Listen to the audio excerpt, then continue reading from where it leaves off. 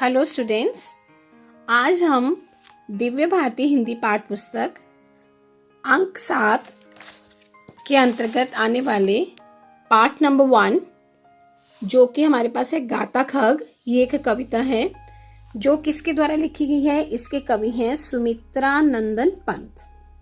ये सुमित्रा नंदन पंत जी द्वारा रचित कविता है। इस कविता में बच्चे, इसमें कवि ने पक्षियों के माध्यम से मानव के सुंदर और सुखमय और मंगलमय जीवन की कामना की है। उन्होंने क्या कामना की है, इसमें उन्होंने क्या किया है। इसमें जो कवि हैं हमारे सुमित्रा नंदन पंत जी हैं, उन्होंने प्रकृति के विविध स्वरूपों का वर्णन किया है। आइए अब हम समझते हैं इस गाता खग, गाने वाला पक्षी, इस कविता में हमें क्या बताया गया है, क्या संदेश है। आइए सबसे पहले मैं आपको इस पाठ का परिचय दे देती हूँ। ये जो कविता है ना, ये पंत जी जो है, पंत जी ने प्रकृति में जीवन की ताजगी के रूप की अभिव्यंजना की है। जब पंत जी छोटे थे तो उनकी छोटी उम्र में ही उनके माताजी का देहांत हो गया था, जिस वजह से उनका जो जीवन है वो प्रकृति की गोद में रह के उन्होंने अपना बचपन व्यतीत किया है। इसलिए उनका जो है अधिक जो आकर्षण है वो हमेशा प्रकृति की तरफ रहा है। तो इसमें उन्होंने क्या किया है, इसमें उन्होंने हमें बताया कि प्रकृति में सौंदर्य ही नहीं, मानव जीवन का, हम उनकी जो कविताएं हैं उनमें प्रकृति के सौंदर्य का ही नहीं बल्कि हम अपने मानव जीवन के रूपों का भी दर्शन करते हैं। उन्होंने प्रकृति के माध्यम से मानव के जो विविध स्वरूप हैं उनका वर्णन किया है। प्रकृति के विभिन्न रूप मानव जीवन की गतियों का संदेश देते हैं। चलिए आइए हम शुरू करते हैं। सबसे पहले हमारे पास है गाता खग प्रातः उठकर सुंदर सुखमय जग जीवन, गाता खग संध्या तट पर मंगल मधुमय जग जीवन। खग मीन्स, जैसे मैंने आपको पहले क्लियर किया है, खग मीन्स पक्षी, जग सुख, जग क्या होता है बच्चे, जग होता है संसार, और ये हमारे पास शब्द है संध्या।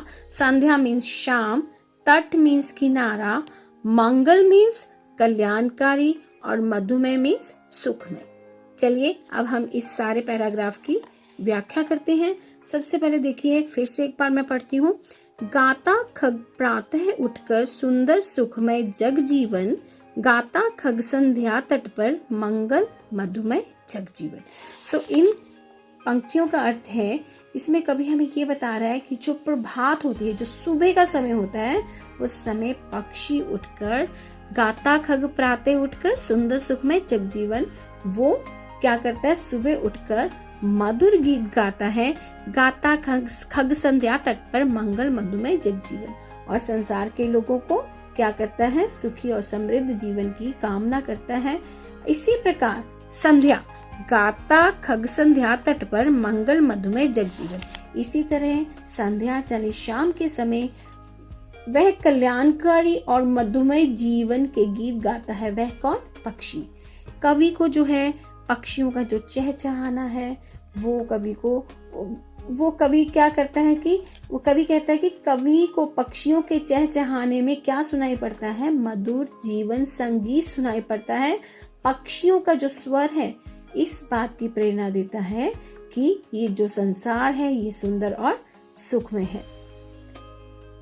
तो हम अगर इस बात को ऐसे समझें, इसका मतलब ये है कि हमें संसार में आकर व्यर्थ की चिंता में उलझना नहीं चाहिए। हमें ये नहीं सोचना चाहिए कि पता नहीं क्या हो जाएगा, बल्कि पक्षियों की भांति प्रातःकाल और सायंकाल हर समय हमें जीवन का आनंद लेना चाहिए। इसमें क्या है, हमें क्या है, कवि ने क्या बोला है कि पक्षियों के स्वर में प्रेरणादायक जीवन संगीत सुनाई पड़ता है। चलिए आगे चलते हैं। कहती अपलक तारावली अपनी आंखों का अनुभव, अवलोक आंख आंसू की भर आती आंखें नीरव। अपलक तारावली, अपलक मीन्स जैसे हम बिल्कुल पलक नहीं झपकते, एक टक देखते रहते हैं, जिसको हम बोलते हैं अनब्लिंकिंग, है ना, एक टक देखते रहना। तारावली क्या होता है, तारावली होता है तारों की पंक्ति, कलेक्शन ऑफ स्टार्स। नेक्स्ट है हमारे पास अवलोक। अवलोक का मतलब है किसी चीज को देखना, है ना, टू ऑब्जर्व। नेक्स्ट इज नीरव। नीरव का मीन्स होता है हमारे पास निशब्द, जब हम बिल्कुल साइलेंट हो जाते हैं, हम बिल्कुल चुप हो जाते हैं, उसको बोलते हैं नीरव। चलिए आगे फिर करते हैं हम एक बार। कहती अपलक तारावली अपनी आंखों का अनुभव, अवलोक आंख आंसू की भर आती आंखें नील। सो इन पंक्तियों में कवि ने क्या किया है, इन पंक्तियों में कवि ने मानव जीवन में जो व्याप्त करुणा है उसकी ओर संकेत किया है। क्या है देखिए, कवि कहता है कि कहती अपलक तारावली अपनी आंखों का अनुभव। कवि कहता है कि तारों की जो पंक्तियां हैं वो अपनी आंखों से देखा हुआ अनुभव बताती हैं। अब जो तारे हैं वो तारे तो आसमान में हैं, आसमान में बैठ के वो सब कुछ देख रहे हैं और वो क्या देख रहे हैं, वो उसका अनुभव बताते हैं। तारे जो हैं वे मानव के दुख और आंसू देखकर चुपचाप ओस के रूप में स्वयं भी आंसू बहाते हैं।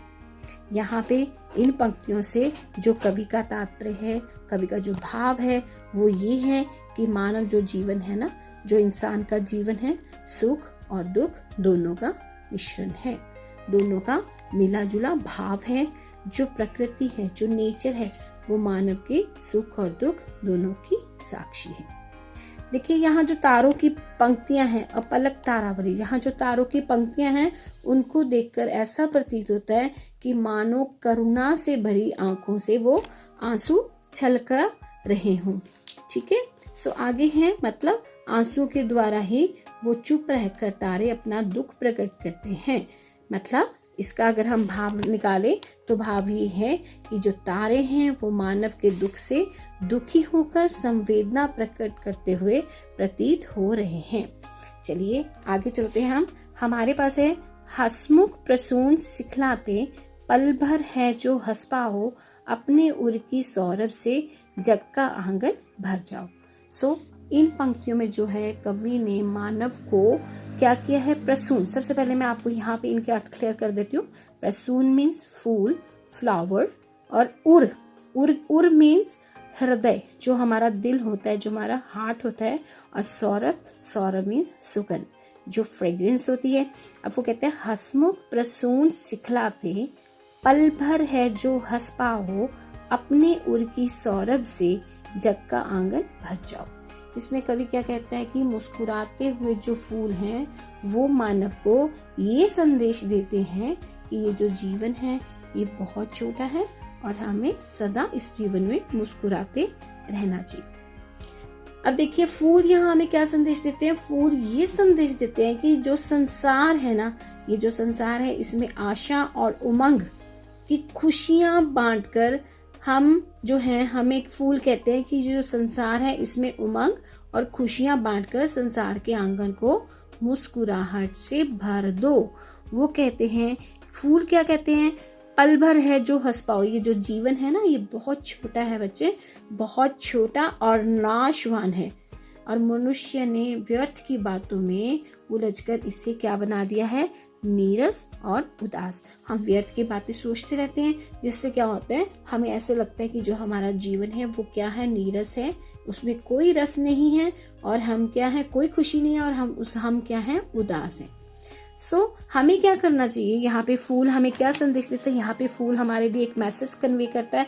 वो क्या मैसेज कन्वे करता है, फूल हमें कहता है कि हमें अपने अच्छे विचारों और कार्यों से जो हमारा जीवन है उसको सरल और सुखद बनाना होगा, और हमें क्या करना है, हमें फूलों की भांति स्वयं मुस्कुराते हुए दूसरों के लिए सरसता और सुगंध भरे वातावरण का निर्माण करना होगा। यही फूलों के माध्यम से ये जो पैराग्राफ है, ये जो पद्यांश है, ये क्या है, इसके माध्यम से ये हमारे लिए प्रकृति का संदेश है कि जीवन छोटा और नाशवान है। इस व्यर्थ की बातों में मत उलझाइए और हमेशा खुश रहिए। इन पंक्तियों में क्या है, फूलों की भांति हमें क्या करना चाहिए, हमें व्यक्तिगत और जो हमारा सामाजिक जीवन है, या हमारी पर्सनल लाइफ है, या हमारी सोशल लाइफ है, उसे हमें प्रसन्नता और मुस्कान उसमें हमें बिखेरनी चाहिए। आगे है हमारे पास, उठ उठ लहरें कहती ये हम कूल विलोक ना पाए, पर इस उमंग में बह बह नित आगे बढ़ती जाए।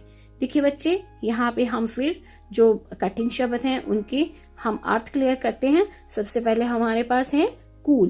कूल मीन्स क्या होता है, किनारा, शोर, राइट। नेक्स्ट इज बिलोक। विलोक मीन्स देख, और आगे है हमारे पास उमंग। उमंग का मतलब होता है उत्साह, हमारे अंदर कितनी खुशी है, कितना उत्साह है, कितना जोश है। उसके बाद है हमारे पास हिलोर। हिलोर का मतलब है हमारे यहाँ इस कविता में लहर, अ वेव, राइट। चलिए अब हम इन पंक्तियों को दोबारा से एक बार रीड करें। उठ उठ लहरें कहती ये, हम कूल विलोक न पाए, पर इस उमंग में बह बह नित आगे बढ़ती जाए। सो बच्चे, इन पंक्तियों में क्या है, इन पंक्तियों में जो कवि हैं सुमित्रा नंदन पंत हैं, उन्होंने क्या किया है, उन्होंने अब हमारे लिए किसका एग्जाम्पल रखा है, सागर की लहरों का। सो वो कहते हैं कि सागर की लहरों की भांति हमें अपने लक्ष्य की ओर निरंतर बढ़ते रहने की प्रेरणा दी है। ये नहीं कि हमने कोई भी निशाना साधा है लाइफ में, है ना, हमने कोई गोल है, हमें उसको अचीव करना है, लेकिन हम क्या करते हैं, हमें रास्ते में मुश्किलें आती है, हम उससे घबराकर उससे पीछा छुड़ा लेते हैं, हम उस काम को ही छोड़ देते हैं। सो हमें ऐसा नहीं करना है। कवि क्या कहता है, कवि कहता है कि जैसे उठ उठ लहरें कहती ये, हम कूल विलोक न पाए। जो लहरें हैं वो पानी की लहरें उठ उठ कर मानव की असफलता या डर के बिना आगे बढ़ते रहने का संदेश देती हैं। देखिए जैसे वेव्स होती है ना, वेव्स उठती हैं वो फिर खत्म हो जाती है, वो फिर उठती हैं वो फिर खत्म हो जाती हैं। तो वो कहते हैं कि हम उठना गिरना हम छोड़ते नहीं हैं। सो पानी की लहरें उठ उठ कर मानव को असफलता या डर के बिना आगे बढ़ने रहने का संदेश देती हैं। यहाँ पे कवि हमें क्या कह रहा है, कवि बता रहा है कि चाहे पानी की लहरों को किनारा दिखाई नहीं देता। अब सागर में पानी की लहरें हैं, उन्हें शोर दिखाई नहीं पड़ रहा, उन्हें किनारा दिखाई नहीं पड़ रहा, लेकिन फिर भी वे आगे बढ़ती जाती हैं। जो पानी की लहरें हैं वो क्या है, उनके अंदर एक उमंग है कि हमें किनारे से मिलना है। सो ऐसे ही क्या है, हमारे अंदर भी एक उमंग होनी चाहिए, पर इस उमंग में बह बह नित आगे बढ़ती जाए। उनमें एक उमंग है और वो बिना रुके आगे ही आगे बढ़ती जाती हैं। इसी प्रकार जो मनुष्य हैं, जो हम हैं, हमको भी जीवन में जो मुश्किलें आती हैं, जो बाधाएं आती हैं, उनकी परवाह किए बिना बच्चे हमें निरंतर अपने लक्ष्य की ओर बढ़ते जाना चाहिए। कभी कभी क्या होता है, कभी कभी जो हमारा लक्ष्य होता है, जो हमारा गोल होता है, वो बहुत दूर होता है, बहुत मुश्किल होता है, लेकिन किनारे की भांति किनारे की भांति उसे देख पाना सरल नहीं होता। जैसे लहरों को किनारा नहीं दिखाई पड़ता, उनके लिए किनारा देखना सरल नहीं है।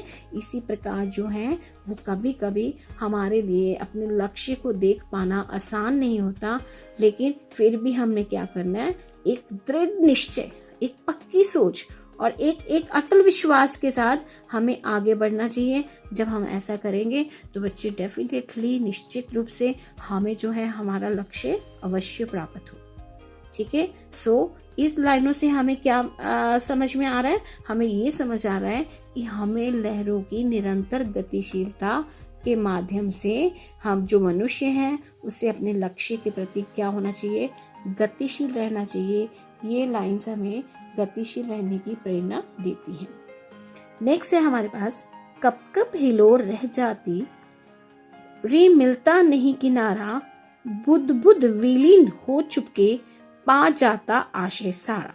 देखो कब कब हिलोर, हिलोर का मतलब यहाँ पे है लहर। मैंने आपको पहले बताया बुद बुद क्या होता है, बुलबुला, एक बबल होता है ना, जैसे बबल उठता है पानी में, उसको बोलते हैं बुदबुदा। विलीन होता है बच्चे मिल जाना, किसी चीज में मिक्स हो जाना। आगे होता है आशय, आशय होता है अर्थ, क्या सेंस है, राइट।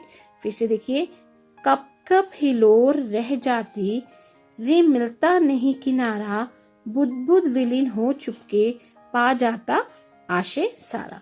सो इन पंक्तियों में क्या है, इस पंक्तियों में जो सुमित्रा नंदन पंत जी हैं, इस कविता के कवि, वो बता रहे हैं कि लहर और बुलबुले के माध्यम से वो हमें जीवन के लक्ष्य की प्राप्ति से संबंधित रहस्य पर प्रकाश डाल रहे हैं कि जीवन के लक्ष्य में हमें प्राप्ति कैसे करनी है। जो देखिए बच्चे लहरें हैं ना, वो निरंतर बढ़ती रहती हैं, फिर भी उन्हें किनारा नहीं मिलता।